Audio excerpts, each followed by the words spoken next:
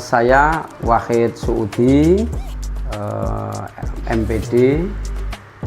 Saya Kepala TPQ dan Madrasah Diniyah di Kecamatan Medung. Saya juga pengajar di salah satu perguruan tinggi swasta di Kabupaten Demak. Saya juga salah satu pengajar pondok pesantren yang ada di Kecamatan Medung. Saya juga ketua lembaga koordinasi pendidikan Al-Quran. Kalau disebutkan masih banyak lagi. Seberapa dekat? Tentu dekatlah. Jadi saya tahu ibu itu sangat dekat dengan masyarakat, khususnya juga kepada guru TPQ, madin dan pesantren. Ibarat kata itu, kalau kita masyarakat itu adalah anak, beliau pemimpin itu merupakan orang tua yang memang dekat dengan masyarakat. Jadi dekat dengan guru madin, guru pesantren, guru-guru TPQ, orang-orang pinggiran, wong cilik, dengan duafa wal mustadafin, itu beliau sangat menyayangi dan perhatian sekali. Banyak sekali apa yang sudah dilakukan oleh Bu Esti pada guru-guru TPQ madin pesantren, banyak sekali. Di antaranya, beliau berani menganggarkan insentif untuk guru TPQ madin dan pesantren 1 juta. Ini luar biasa, padahal sebelumnya belum pernah ada kebijakan seperti ini. Ini terobosan dari Bu Esti sebagai bentuk perhatian kepada guru madin, TPQ dan pesantren. Selain itu, beliau sangat perhatian pada kehidupan guru-guru TPQ madin pesantren tersebut. Jadi kalau dikatakan selama menjabat 3,5 tahun ini apa yang dilakukan oleh beliau, maka untuk yang wilayah madin TPQ pesantren ini luar biasa apa yang menjadi perhatian beliau. Menurut saya harus dilanjutkan. Kenapa? Beliau memimpin Demak itu hanya tenggat waktu yang singkat, yaitu 3,5 tahun. Apalagi di tahun pertama itu terkendala dengan COVID yang luar biasa. Kita semua tahu bagaimana bahayanya COVID itu. Tentu ini memangkas banyak program-program beliau yang belum selesai. Sehingga kita masyarakat Demak itu hendaknya lah memberikan kesempatan kepada beliau untuk melanjutkan pada periode kedua, menyelesaikan tugas dan tanggung jawabnya, menyelesaikan program-programnya yang belum selesai, supaya di periode kedua beliau bisa menyelesaikan. Saya kira kita harus bijaksana terkait hal ini.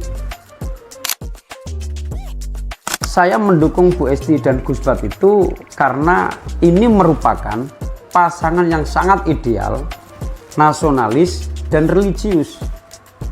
Bu Esti nasionalis, sekalipun beliau itu punya background agamis, tetapi Gus Bat itu representasi dari religius. Kita semua tahu itulah. Yang kedua, Bu Esti itu punya perhatian yang lebih. Sangat memperhatikan keberlangsungan guru-guru TPQ madin dan pesantren. Yang ketiga, Bu Esti itu latar belakangnya adalah pesantren. Kita semua tahu itu. Tentu beliau seorang santri, dan wajar apabila para santri yang ada di Kabupaten Demak itu memilih calon pemimpin yang punya latar belakang pondok pesantren. Yang keempat, ketika beliau memimpin, sekalipun tenggat waktu hanya 3,5 tahun, dan itu pun ada cobaan COVID yang sedemikian rupa, tetapi sampai pada saat ini Demak adem ayem, relatif tidak ada persoalan-persoalan yang signifikan. Siapapun tahu kalau Bu Esti itu memang punya latar belakang pesantren sangat kuat sekali. Kita tahu beliau pernah nyantri di pondok pesantren Al-Fatah Demak. Yang kedua, beliau pernah nyantri di pondok pesantren Darul Falah Jekulo yang diasuh oleh Mbah Basir itu. Yang ketiga, beliau pernah mondok di pondok pesantren Asyarifah Meranggen.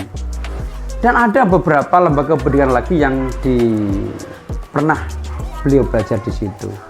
Jadi saya kira sangat lengkap sekali apa yang menjadi latar belakang pendidikan beliau ini. Kesan pribadi ada. Dalam beberapa kesempatan saya mendengarkan apa yang beliau sampaikan, dan itu membuat kita semuanya itu tersindir. Apa?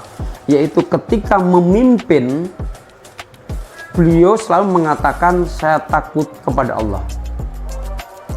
Saya takut kepada Allah. Saya takut kepada Allah. Kata-kata ini itu yang sering beliau ucapkan, sehingga menjadi motivasi beliau tidak berani membuat kebijakan-kebijakan yang menyimpang.